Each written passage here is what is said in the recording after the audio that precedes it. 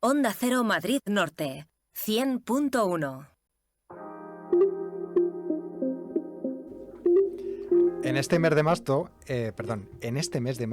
en el mes en el que se celebra el Día Internacional de la Mujer, hemos querido traer un poquito de revisionismo histórico. La historia real de Juana I de Castilla, mal llamada Juana la Loca. Mal llamada porque en realidad no estaba tan loca como decía su apodo. Y la verdad es que pues fue víctima de una campaña de desprestigio por además personas muy cercanas, hombres que querían el poder. Justamente este es el tema del que habla la historiadora María Lara, autora del libro Juana I, la Reina Cuerda. Nuestra compañera Andrea García de Madrid24horas.com ha estado conversando con María Lara. Vamos a darte la bienvenida. ¿Qué tal, Andrea? Hola, Fran, ¿qué tal? Bueno, esto posiblemente para todos aquellos que estén estudiando y que todavía vean ese apodo, ¿no?, en libros de texto será importante, ¿no?, que lo tengan en cuenta a la hora de nombrarla o al menos de por lo menos saber su verdadera historia. Totalmente. Esto es un temazo, Juan, Fran, porque no es la primera vez que esto se hace ni la última, porque es que esto se ha hecho durante toda la historia. Mujeres de familias poderosas a las que quieren controlar y a las que encierran diciendo que están locas. Otro día te traigo la historia de Rosemary Kennedy, que me encanta también, pero hoy te vengo a hablar de Juana I de Castilla, que es la hija de los reyes católicos, que es la mujer de Felipe el Hermoso, que es que luego veremos que es que encima tampoco era tan hermoso, y la madre de Carlos I de España. Para ello hemos hablado con María Lara, que es historiadora y además es autora del libro Juana I, la Reina Cuerda.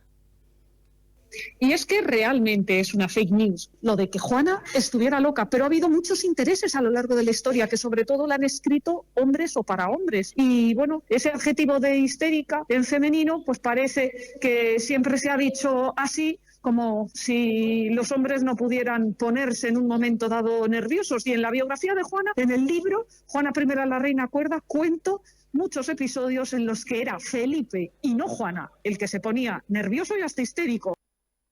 Por lo que sea, las fake news o los bulos históricos dejaban peor a la pobre Juana que a Felipe, que le quedó el sobrenombre de El Hermoso. Porque tú sabes, Frank, que Felipe tenía todos los dientes de oro. Pues no lo sabía. De hecho, creo recordar haber visto alguna imagen, algún cuadro con su efigie, pero no se le notaba ese aspecto que nos sonríe, dices. No sonríe. No lo ponían, ¿no?, en el cuadro. Pues es que resulta que Colón, poco antes de la boda entre Juan y Felipe, había hecho su descubrimiento de América y su descubrimiento aún mejor del cacao y de los dulces. ¿Qué pasa? Pues que Felipe tenía propensión a las caries y le gustó mucho esto de los dulces y, claro, pues mala combinación. Entonces, ¿por qué el nombre, no? ¿Por qué le viene el sobrenombre del Hermoso? Pues porque, ya casados, cuando se casaron, visitaron Francia y el rey de Francia, al verlo de lejos, que no se notaban los dientes, pues dijo, ¡qué príncipe tan hermoso! Y ya le quedó para siempre el sobrenombre a Felipe porque se lo quiso llevar a la tumba y dijo, pues Felipe el Hermoso ya... Y él mismo estuvo ahí haciendo como campaña, ¿no? Autocampaña de prestigio, no de desprestigio. Vale. ¿Qué pasa? Que Juana no tuvo tanta suerte y a ella le quedó el sobrenombre de la loca.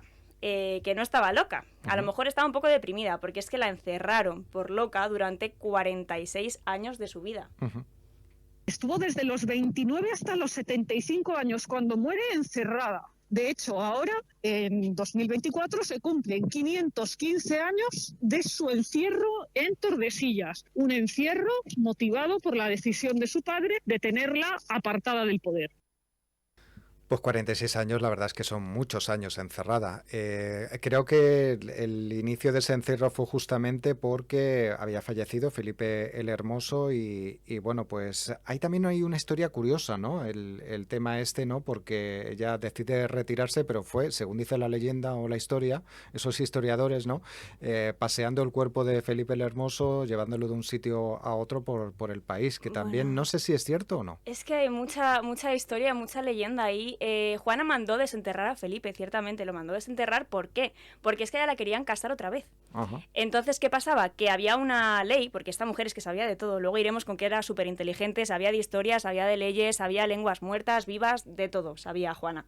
¿Qué pasó? Que había una ley que decía que si conseguía que desenterrasen a su esposo, o sea, si su esposo no estaba enterrado, todavía su anterior esposo no se la podía volver a sacar. Y como ya lo habían enterrado, pues dijo, pues lo sacamos otra vez. ¿Qué pasa? Que claro, no podía decir que era para no casarse, entonces pues tuvo que contar lo que tuvo que contar y la historia pues la mal recuerda como la mujer que de repente quiso desenterrar porque sí a su marido, que no, que esto no fue así. Vamos Total. a... Sí. Ah, sí.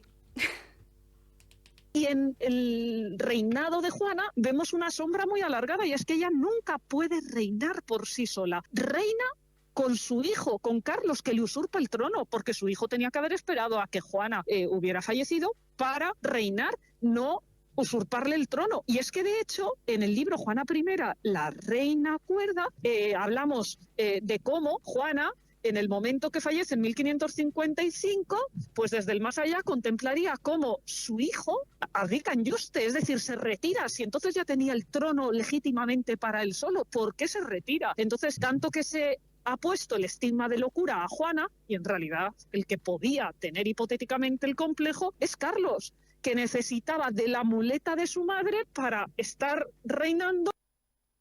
Porque al final es que decir que Juana estaba loca le vino bien a todo el mundo. Le vino bien a Felipe el Hermoso, que al final se convirtió en rey titular en vez de rey consorte, porque ella no podía reinar.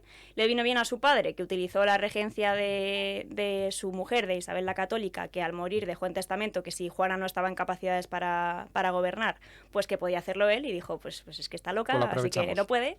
Y luego con su hijo, pues más de lo mismo, porque se puso a reinar antes de tiempo y tampoco le dejó reinar a la pobre mujer. Y aún luego, lo que decía María, cuando murió Juana, él dejó de reinar, que es como ahora que por fin lo consigues, pues ahora no. O sea, igual del que se podía dudar, ¿no?, de sus capacidades, al final era de Carlos y no de Juana. Bueno, estamos acostumbrados a pensar, debido justamente a esos libros de texto, a esa historia que ha ido de en generación, llegando hasta nuestros días, que Juana, bueno, pues estaba loca, sin embargo era una mujer muy inteligente. Justo, era una mujer súper inteligente y a la que, como a todas las mujeres inteligentes, se la acabó tachando de bruja. Fallece el 12 de abril de 1555, Viernes Santo, dedicando a Cristo sus últimas palabras. Ella, que había sido tildada de hereje y también de bruja y de endemoniada a lo largo de su vida, todo por ser la más sabia de los Trastámara, una mujer que sabía idiomas vivos en aquellos momentos, lenguas muertas, historia, geografía, que era la traductora de los reyes católicos con Felipe, porque no se podían comunicar entre sí. Los reyes católicos no sabían ni holandés ni francés. Felipe tampoco sabía castellano. Entonces ella estaba siempre entre la espada y la pared, y entonces era el chivo expiatorio, la cabeza de turco, el clavo que sobresale al que se le da el golpe.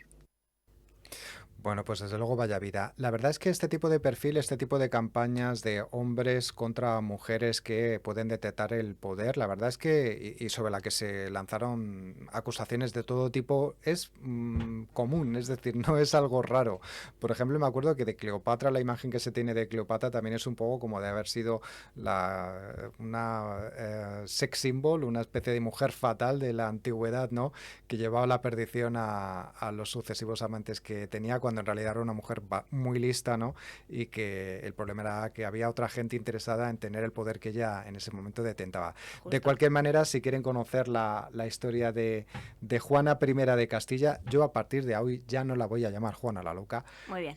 Tenemos este libro, ¿no? Juana I, la reina cuerda, de María Lara. Uh-huh. Y tenemos también mi articulito de Madrid 24 horas, que os hago un resumen estupendo por si queréis echarle un ojo con toda la entrevista de María. Perfecto, un reportaje, una entrevista que podemos recuperar en esta página web, donde, por otro lado, ya saben que ustedes pueden estar informados de la actualidad de la región, y también, por otro lado, tienen una agenda cultural y de ocio durante todos los días, que les ayuda un poco, pues, a disfrutar de su tiempo libre. Andrea García, muchas gracias por acompañarnos y por traernos la historia hoy a ti, Fran. Aquí a Más de Uno Matinorte.